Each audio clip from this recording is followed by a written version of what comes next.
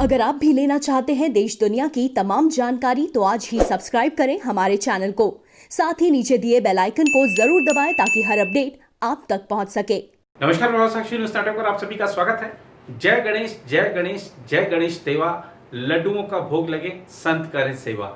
अयोध्या में भव्य श्री राम मंदिर के निर्माण कार्य का श्री गणेश 5 अगस्त को होना है। इसके लिए भगवान को भोग लगाने के लिए लड्डुओं को बनाने का काम शुरू हो गया है। महाप्रसाद के निर्माण की तैयारियां शुरू हो गई हैं। खासतौर पर बड़ी साफ सफाई के साथ भक्तों को आप देखिए कि जो टिफिन है स्टील के बड़ी संख्या में मंगाए गए हैं। इन्हीं टिफिन में बड़ी साफ सफाई के साथ ये लड्डू दिए जाएंगे और इसके लिए जो लोग काम में लग गए हैं बड़ी खुशी के साथ राम भजन गाते हुए लड्डू बना रहे हैं। एक अयोध्या में बिल्कुल आनंद का एक उत्सव सा शुरू हो गया है। रंगाई पुताई का काम जारी है, साफ सफाई का काम जारी है। प्रधानमंत्री नरेंद्र मोदी के आगमन को देखते हुए प्रशासन उनकी सुरक्षा को लेकर बिल्कुल मुस्तैद है। 3 अगस्त से अयोध्या के विभिन्न मार्गों पर बैरिकेडिंग कर दी जाएगी। 4 अगस्त से कोई भी अन्य जिले से अयोध्या में प्रवेश नहीं कर पाएगा, इस बात की व्यवस्था की गई है। उत्तर प्रदेश के जो वरिष्ठ अधिकारी हैं, चाहे मुख्य सचिव से लेकर अन्य प्रशासनिक अधिकारी, वो सब अयोध्या में डेरा डाले हुए हैं। अयोध्या के जो प्रशासनिक अधिकारी हैं, पुलिस अधिकारी हैं, उनके साथ लगातार बैठकों का दौर जारी है।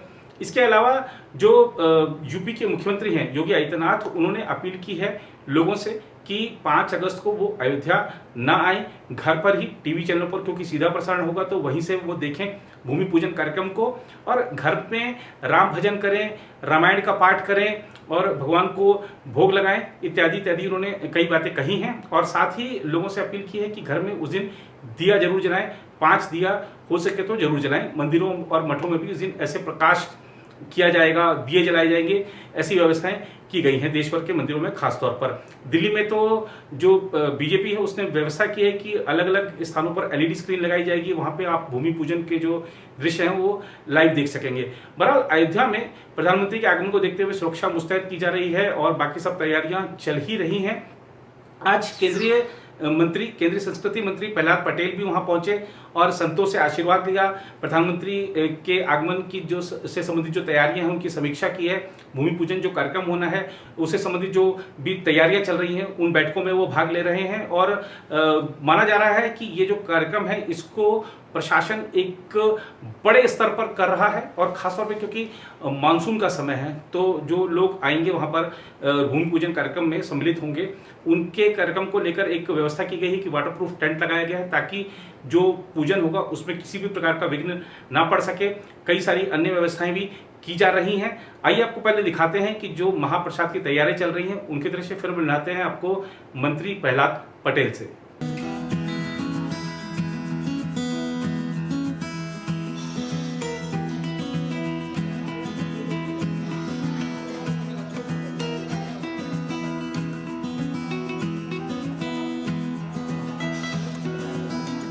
हम सब अपने आप को सौभाग्यशाली मानते हैं कि वो 5 अगस्त का दिन हम सब इंतज़ार कर रहे हैं, उसको देखेंगे।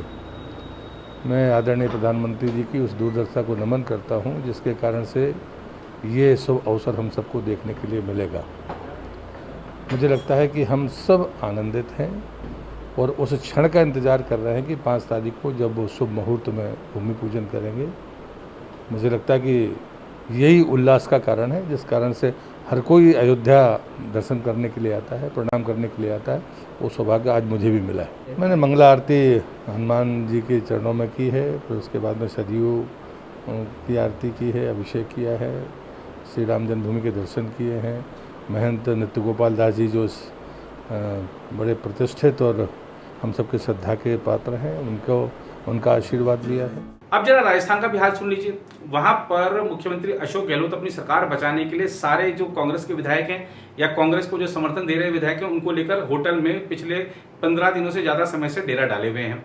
अब ये जो माननीय विधायक गण हैं उस होटल में 15 दिन से बोर हो गए हैं। वहां पर जो जिम कर रहे थे, योगा कर रहे थे, फिल्में देख रहे थे, लेकिन अब बोर हो गए।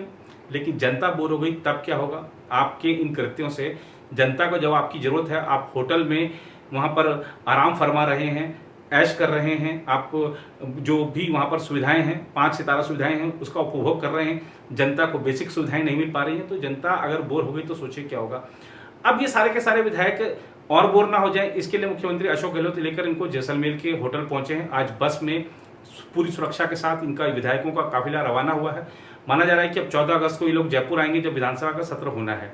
देखिए, ये जो कुछ राजस्थान में हो रहा है जनता देख रही है, और लोकतंत्र में एक ये जो खामी आई है इसको भी दुरुस्त किए जाने की जरूरत है कि इस तरीके से ये जो रिजॉर्ट पॉलिटिक्स है ये सही नहीं है लोकतंत्र के लिए। इसके लिए सभी दलों को विचार करना चाहिए कैसे ये जो खामी है इसको दूर किया जा सके। बहरहाल अब आपको दिखाते हैं। अब देखिए, कोरोना जो है हर कोई उसकी आलोचना कर रहा है, हर कोई चाह रहा है कि इससे किसी तरह से पिन छूटे। शायद ही कोरोना से किसी को फायदा हुआ हो, लेकिन हैदराबाद के एक शख्स से आपको मिलवाते हैं। ये कोरोना से इतना ज़्यादा खुश हैं, कोरोना ने इनको इतनी बड़ी चीज़ दे दी है कि ये खुशी से फूले नहीं समा रहे हैं। दरअसल 10वीं कक्षा में पास होने के लिए ये 33 बार यानी कि 33 साल से प्रयास कर रहे हैं। परीक्षा देते हैं, फेल हो जाते हैं, परीक्षा देते हैं, फेल हो जाते हैं।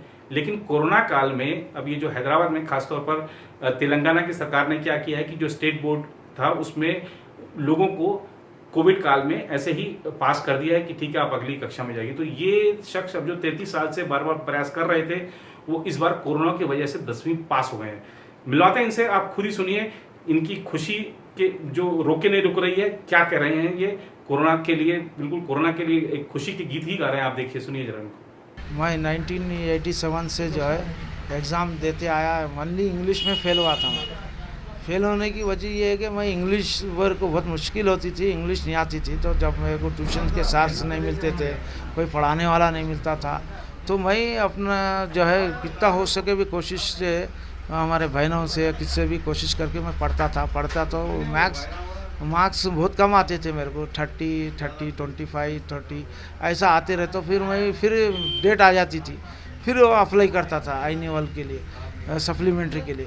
ऐसा करते करते फिर मैं देते रहा एग्ज़ाम जो है 33 बार तक मैं एग्ज़ाम देते रहा और लगातार दिया, इसलिए कि नौकरी के वास्ते मैं कोशिश कराई। और मेरे को जो है किसी का सपोर्ट नहीं था, कोई मेरे को मदद नहीं करे, और किसी को जो है मेरे को पैसा भी दे के भी पास करो बोल के बोले। कैसा महसूस कर रहे, कैसा पास? मैं को इसलिए खुशी हुई कि कोरोना जो चल रहा अभी, जो मार्च से अभी तक, मैं एग्ज़ाम के लिए फ़ीस की डेट बन दिया। बोला ये लास्ट है, अब तो मैं देता नहीं बोल के कोशिश करके मैं फ़ीस बन दिया। बन के क्या करा, मैं बोला पूरे ऑल सब्जेक्ट देना, बोले ये इंग्लिश रुका दो बोले लोग, अब पूरे इसमें इंग्लिश भी आ जाएगा आपका बोले। तो मैं बोला ओके ठीक है, आप मेरे को जो है इजाज़त दे दो, मैं जो है फ़ीस बन तो बोल के मुशराबाद में मॉडर्न हाई स्कूल है, उस स्कूल में फ़ीस बन दिया। वो लोग जो है फ़ीस अप्लाई कर लेके फ़ौरन जो है अब दो आप पास हो गए। तो ये कोरोना जो चल रहा था उस वजह से कोरोना में मैं देख के जो है खुश हो गया। अरे जो बच्चों को एसएससी ओपन से और ये पास कर दिया बोल के खुश हुआ। तो मैं न्यूज़ सुन के पेपर का फ़ौरन खुश होकर भाग के आया।